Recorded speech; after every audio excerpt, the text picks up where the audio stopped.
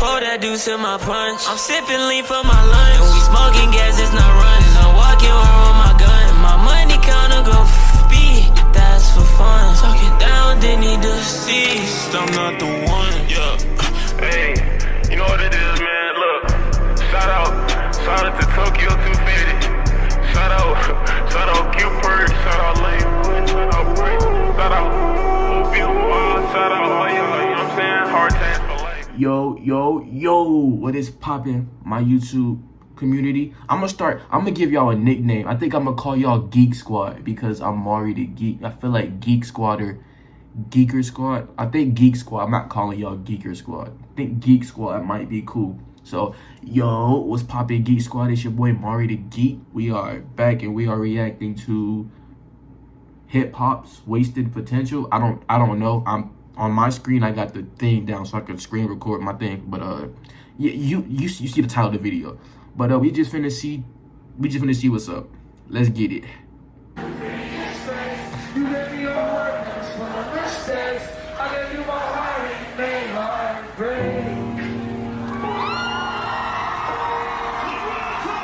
Hip Hop's Wasted Potential.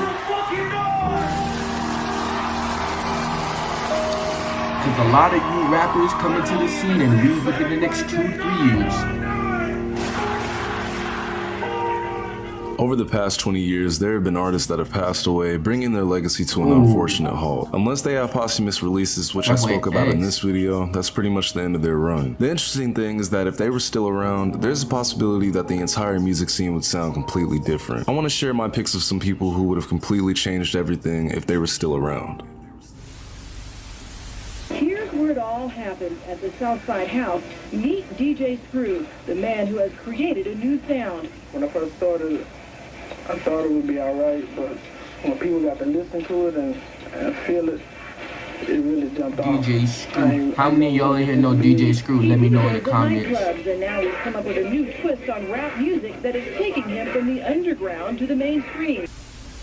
DJ Screw, born in 1971 in Smithville, Texas, did so much for music that it's honestly going to be a little difficult to explain. Think about this. You know how some songs sound cooler when they're slowed with a little bit of reverb? You ever hear a completely different version of a song where it basically sounds like it's on lean? You can absolutely thank DJ Screw for that. While back in the 90s, it wasn't slowed with reverb, it was chopped and screwed. He would sell cassette tapes of his DJ mixes from his drive-by to people who would pass by his residence, which is how he built his name in the first place. You gotta think, this is back when people couldn't just post their music on the internet and send terrible links to every single person you see or drop your song in the comments on Twitter. You literally had to physically get your music out there. Being in South Houston, it was basically the heart of sipping codeine cough syrup, and somehow this heavily influenced the way his mixes were made, basically revolutionizing remixing music by using techniques like skipping beats, scratching records, and using the time stop effect in his mixes. Even that thing that some artists do in their song where it starts in a random part of the song then it cuts to the beginning, that's also DJ Screw. Here's some examples of his influence.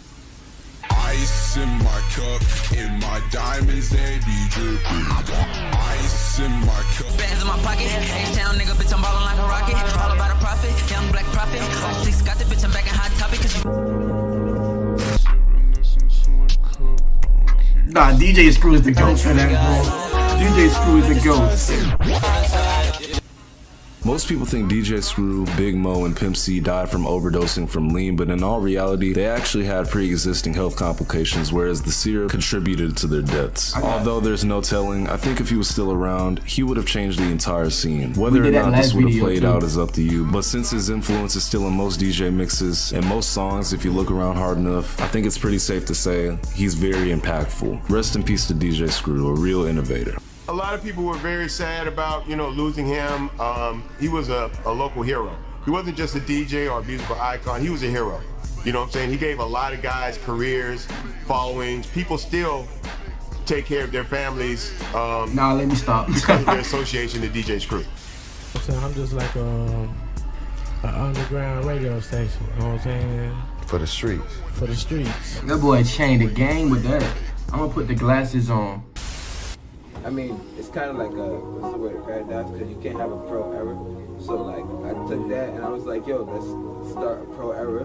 And we just like, yo, let's be productive and progressive and professional and I ain't gonna lie, I ain't think I never heard of him before.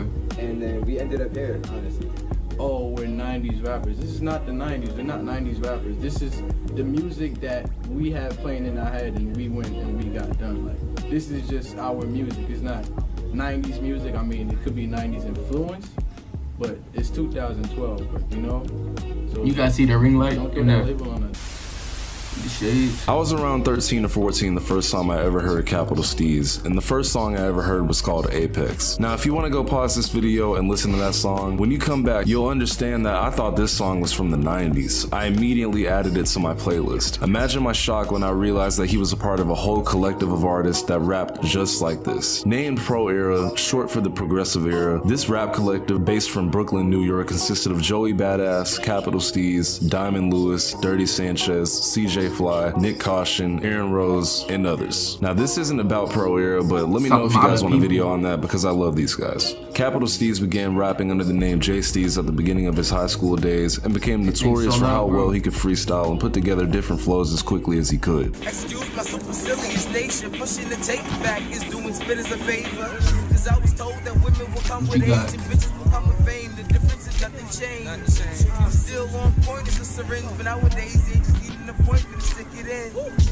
I'm too in depth for simpletons who care about spinning rims. Cause I got a liquid pen to rip your skin. Side note, this is a suicide note. With the charm to help the girl reduce the Joey Badass even says he knew who he was before he met him over 12 years ago. They eventually formed the group Pro Era along with their classmates CJ Fly and Powers. Y'all saw him do it Joey Badass even says he knew who he was before he met him over 12 years ago. They eventually formed the group Pro Era along with their classmates CJ Fly and Powers Pleasant. Capital Steez was fixated on the number 47 because he believed that it represented a perfect expression of balance in the universe between the 4th chakra, the heart, and the 7th chakra, the mind. His impact made it so far in such a short amount of time that even Barack Obama's daughter was wearing a Pro Era t-shirt at one point. Throughout most of his extremely short career, he always seemed to have an outsider perspective throughout his amount of time that even Barack Obama's daughter was wearing a Pro Era t-shirt at one point. Throughout most of his extremely short career, he always seemed to have an outsider perspective throughout his verses, constantly taking shots at the music industry and America as a whole. During an interview, he stated, "Nothing on the outside world seems to make me happy." It's very clear that while he was a talented artist who helped create a plethora of talented individuals, he was dealing with a lot of demons mentally, something that only he could understand in his own mind. Capital Steez tragically took his own life by jumping off of the CMG headquarters in New York, but not before tweeting out to his entire fan base, "The end." Eerily enough, people would quickly notice that the date he took his life added up to a total of 47. Whether or not that's a coincidence is completely up to you. Joey Badass still to this day is affected by this loss. As almost a year ago exactly, he dropped the song Survivor's Guilt, which is a tribute to Steez and his cousin Junior B, who had also passed away. It's clear that Capital Steez needed some serious help. Yeah. And what's I say? Bro, mental health is not a joke. If you know somebody, or if you were somebody watching this video that struggle with mental health, bro, talk to somebody, bro. Like, for real. Even though you feel like don't nobody care, somebody care. Just get out your ego, bro. Talk to somebody, man. For real. Check out, like, tell people every day how you doing, love you, like, check on your people. And it's so weird to miss someone that I've never met. If Capital Steez was still around, I think Pro Era would be on top of the game right now for a lot of people. And unfortunately, we'll never get to see how his career would have projected. Long live Steez. Bopping my head like I can hear, bro, freestyling. Everybody is on like a train. You know what I'm saying? On a train car. Steez was our conductor. You know what I'm saying? So we all followed him. He all paved the road, and you know what I'm saying? He paved our mindsets, like our ideologies and whatnot. He influenced everything. So when we lost him, it's like we really lost a part of ourselves. You know what I'm saying? In the building with the dollar speaking knockers, you feel what I'm saying? Sure shot, media. You feel what I'm saying? Burst the vet, salute. Big Snoop, Elberg, ENT, you already know. Chaotic Beats, Go Girl, ENT. Shouts out to Sis, you know what I'm saying? Man, Speaker Knockers. Derek McAllister, aka Speaker Knockers, was a GOAT. His father was a musician and even inspired him as well. His father going away to prison for 10 years heavily affected him. Inspired by Soulja Boy, he would begin making beats. Soulja Boy was such an inspiration to him because this was 2007 when uploading your music online was starting to become a lot more popular. And after torrenting FL Studio at the age of 13, he would spend every day after school practicing and toying around with the program, eventually learning how to make beats, treating it like a video game. I make my own beats and I rap to my own beats. Man, he was so talented, bro. He would then begin uploading these beats on SoundClick. For my younger viewers, SoundClick was basically SoundCloud way before SoundCloud existed. I know at the what rate that of at is. least 3 to 5 beats Some a of y'all day, don't. he eventually would make his first $50 sale. He used the money to immediately buy Logitech speakers for his setup. Life at home and school wasn't the best for him though, as he would drop out of school, and this caused massive issues between him and his mother. He tried getting small jobs to please her, but wasn't getting any callbacks for an interview, making the situation a lot worse. For the next 2 years though, he only worked on music, and when his father was finally released from prison, they began bonding over the shared passion for music. His dad would help him mix and master the beats, and Speaker Knockers would start to rap on them. His first mixtape, Flight Delay, didn't do too well, but that didn't matter because at this point he was making decent money from selling beats. He ended up producing for people like 2 Chainz, French Montana, and Young Scooter. What's up with this ad, bro? He would use this buzz to promote his own music, and the crazy thing is that it's super hard to stand out in the music industry, but Speaker Knockers was way ahead of his time. Gucci Mane and Young Golf would even rap on his beats. Keep in mind, this was 2013. It was a lot more rare for artists to be buzzing off of their raps and the beats they made at the same time, but Speaker Knockers was just a lot different. Married to the Money was his biggest tape to this date, featuring one of his biggest songs, Rico Story. This song is in the top 5 best storytelling rap songs of all time. It garnered millions of views. The song that forever changed his life though was Lonely. Unfortunately, this is where the story becomes dark. Just as soon as he gained all this love and fame, it all came crashing down. On March 2nd, 2014, he was reported missing by his family, and unfortunately he was found passed away in his home at just the age of 19 from a heart attack. Hip-hop took a huge loss that day. Speaker Knockers was always just one step ahead of most of the rap game for the short time that he was around, and if he was around today, he would definitely be at the top, especially with how much has changed at this point. In most modern trap music, you can hear the influence of Speaker Knockers almost 10 years later. Rest in peace to Speaker Knockers. Speaker Knockers, nigga. Elbow guarantee, shoot a shot, shit. Talk to him again, bro. Shit. It's time to turn up, man. There ain't no more games, man. Turn up time, Speaker Knockers. Childhood memories fun, running around being bad fights. Get caught for stealing some little petty shit. I'm gonna just let the video play. Oh yeah, it's always been a lot of people outside though, for sure. Out here, it's an area where everybody be outside, everybody, like whole blocks before the shit. Then the area stretched from like, what, 75th to 83rd? King Von was a different breed. In all reality, I believe King Von would be one of the biggest artists in the world right now if he were still here. Real name Devon Bennett. He would always say multiple times that he did not want to be a rapper, but when he started rapping, he was pretty good at it, and most people noticed immediately. Growing up in one of the most infamous places in America, O Block, Devon had most of his needs met by his mother and his stepfather. In school, he was an A and B student, even saying he enjoyed playing baseball until he got to high school. Unfortunately, growing up in South Chicago, you're surrounded by endless violence and poverty. It was almost inevitable that he would eventually get involved. Yeah, so what led to you being bad? Because if you were getting A's and B's, and then... That school, you see what I'm saying? School over here with the nice teaching and nice people all that. All right, so now I'm going off they from that. Since they nice and being, you know, productive and all, I'm doing my work, I'm in school. But now I'm out of school with the people that ain't doing shit, but on the streets, all they know is being loud, mean, bad, you know, selling drugs, doing this, doing that. Yep. So now I'm around them, and now I was about to say something. You are a product of your environment. You know, my environment shit, I'm adapted to that shit. At just the age of 15, he would catch his first charge of unlawful carrying of a firearm, and unfortunately, this was only the beginning of his massive rap sheet of crimes. He missed out on most of his teenage years, only spending up to 6 months without being... Y'all see that picture? With him in the hair, I ain't gonna lie, that's how I be looking like in the morning. Like, he got the spikes going on. I don't know, like, it's the one next to him as a kid. You sure he was 15?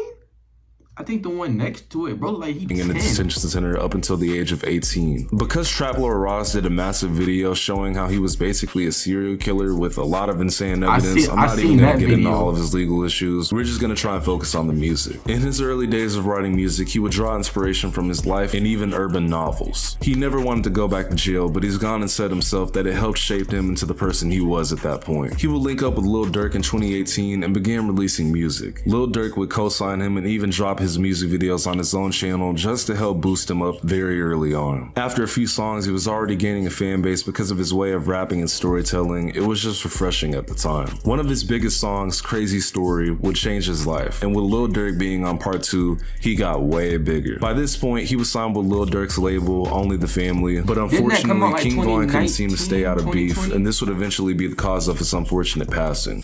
Tonight, at least 3 people are dead. CBS 46's Yeah, Lyons is live tonight near sad. where it happened. Bro, I'm not gonna lie. I remember what I was doing when I heard the news. I think I was in the living room and I was watching. I don't remember what I was watching, but I was watching TV and I was just scrolling on Instagram. And nothing was good. So I refreshed the feed and boom. I think I saw a TMZ post, and if TMZ posted it, it's G. Well, I'm not gonna say it's GG's, but it's GG's if TMZ posted it. And I was like, dang, bro. Rapper King Von and his group were at Opium nightclub before making their way here to Monaco Hookah Lounge, then to the parking lot where chaos ensued. A deadly fight erupted in front of Monaco Hookah Lounge. 2 men approached King Von and his group in the parking lot, and an argument ensued. The argument quickly escalating to a shootout between the 2 groups. On November 6, 2020, a fight ensued between King Von and Quando Rondo's entourage outside of a hookah lounge in Atlanta. This led to a gun being drawn and King Von passing away at the scene at the hands of Lil Tim. This was especially dark because people would go on to call this man a hero because of King Von's dark past and what he may or may not have been doing. It's just really unfortunate and crazy that we won't ever get to see the full arc of what King Von could have become. Rest in peace. I know, bro would have Really? been a beast. Who was that? Somebody you follow on Oh, the black and white did something to me. That hit my chest, bro. I just thought like yesterday. I wasn't even just following him. Who are you? I am Juice WRLD. Juice WRLD, welcome to Vancouver, British Columbia, Canada. Neptune Records. Thank you for. Who are you? I am Juice WRLD. Damn, Juice WRLD kind of sassy with Juice it, WRLD, ain't he? welcome to Vancouver, British Columbia, Canada. Neptune Records. Thank you for having me, man. I'm excited. I'm hyped. Right off the bat, Juice WRLD, I have a gift for you. I wasn't the biggest fan of Juice WRLD, but you did not have to be a super fan of him to know that he was a legend in the hip-hop world and still is. His fan base is absolutely massive, to say the least, with people still leaking his songs to this day. Jared Higgins was born in Chicago, Illinois, December 2nd, 1998. He wasn't in a completely terrible part of Chicago, though, spending most of his time in the suburbs growing up with a single mother. Black Sabbath, Blink-182, and Fall Out Boy were major influences in his music since his mom wouldn't really let him listen to rap while he was growing up. Talking about when I was like 6, 7, 8 years old. Motherfuckers used to try to bully me for that shit. Cause I listen, and that's not like I only listen to that. I listen to everything. I was listening to Gucci and Wayne. I knew all the lyrics to their songs too. But it came a point in time where I turned on some Fall Out Boy, some Escape the Fate, AC/DC, Billy Idol, Ozzy Osbourne, all these motherfuckers. Because he couldn't listen to this type of music in his own home, he would go over his cousin's house where he could. When he would return home and recite the lyrics to himself and forget certain parts, he would just fill it in with his own lyrics, discovering that he could freestyle pretty well. Juice WRLD may have been one of the best freestylers of all time, and I will die on that hill. Yeah, that boy, that man can spit something, bro. Making hand signs like he deaf or something. That's okay. I be on the beat, spitting fast like Crystal Left or something. Really is nothing. Making assumptions is nothing. Make you gonna put you in the oven for no reason or something. I'm the best at it. Yes, I'm the best at it. I got some bad habits. Then again, I'ma kill people with words. That's mad. Starting out as Juice the Kid, he would drop his first mixtape, What Is Love, in 2015. To be completely honest, we're just gonna skip over the whole come up story because it's been years and by this point you should know it. Eventually, after years of making music, it was clear that his music was a lot different from what was popular at the time. Juice WRLD was dealing with a lot mentally, which was very apparent in his mixtape 999. Here he would talk about his drug addiction, heartbreak, and other things that were just really depressing. This mixtape dropped on June 15, 2017 and featured the song Lucid Dreams, which to this day is one of his biggest songs, but it wouldn't immediately blow up like you might think. After this tape, he would gain a little bit of buzz, getting a couple thousand plays on his songs, but what really took him to the next level was Cole Bennett noticing him by listening to his song All Girls Are the Same. Lil Bibby would also notice him and offer to sign him immediately to Grade A, which was a label under Interscope Records. Cole Bennett would also do the video for All Girls Are the Same, and by April 2018, the song blew up and was on radio stations. This was his biggest break. Lucid Dreams would be an even bigger hit, especially with the Cole Bennett video along with with it. While all of this was going on, he became massive. He got to work with one of his favorite artists of all time, Future. Juice WRLD would tell Future that he inspired him to do drugs at an early age, and this really bothered Future. He would even freestyle for a whole uncut hour on Tim Westwood TV, which is so insane. Like, could you imagine freestyling for a whole hour? I mean, let alone talking for an whole hour. Like, it's insane. At this point, this man was one of the biggest rappers in the world. The crazy thing is that while you think this would make some... Nah. And people be like, oh, it's an hour of freestyling. Bro, do you know how many words you gotta know to just freestyle? Like, that's I'm so talent, happy bro. it didn't. That Throughout is all of this, talent. he was dealing with the addiction of drugs, anxiety, and being extremely depressed. If you want to see the real darkness of all of it, go... Oh, that's his girlfriend, Ali. Ain't she like, don't everybody watch the hate her Hulu now? documentary on him called The Abyss. It's extremely upsetting. He will post on his Instagram that he would take a miniature break to celebrate his birthday, and on a flight back from LA to Chicago, he would have seizures after taking a large amount of Percocets in an attempt to hide some of the evidence. This was because the pilot had alerted law enforcement that there were guns and drugs on the plane. On the way to the hospital upon landing, he would be pronounced dead. This destroyed a lot of people, and hip-hop took a major loss that day. In such a small amount of time, he inspired so many people. And I hate to say it, but I think Juice WRLD did more for emo rap than anybody else did. That's just my opinion. Y'all can kill me in the comments if you want to, but it's true. It's tragic, honestly, because he had the potential to be a massive legend for a really long time, and unfortunately, that was cut short. That's why his passing and all the others in this video are considered hip-hop's most wasted potential. On our freestyles, right? But be able to slip in and out of written when you need to. You know what I'm saying? If you got a certain punchline you want to get to take out this dude, right? So to be so young, he like mastered that so fucking quickly. Yeah. It's really sad, man, that like his potential was so off the chart. Very. I tweeted one time, you know. Yeah, I ain't gonna lie, bro. That Juice WRLD thing. Oh, did the video thing? Yeah, it did. Yeah, that Juice WRLD thing was crazy. That hour freestyle, I've been watching it too. That's talent, bro. Could you imagine freestyling for an hour, just like straight going? But no, I ain't gonna lie. I wasn't the biggest Juice fan, but I listened to him more when he died. But I think, cause I'm not really a fan of the emo Juice. I like the hype Juice. You feel me? If that makes sense. I think my favorite Juice WRLD songs is Burn, Chrome, that's unreleased. Let Me Know, you know, the I Found Your Vibe, that song. I don't know. Bandit with Youngboy. I am a Youngboy fan. And then I'm gonna have to go with that Bad Boy with him and Young Thug. Yeah, I wasn't really a Juice WRLD fan. I just started listening to him more when he died. I give it a listen. But yeah, man, let me know which one of these rappers. Obviously, it's gonna be Juice and X. But to my OGs, I know a lot of y'all I hope a lot of y'all say Speaker Knockers. But yeah, we going. Y'all have a good rest of y'all day. Hey.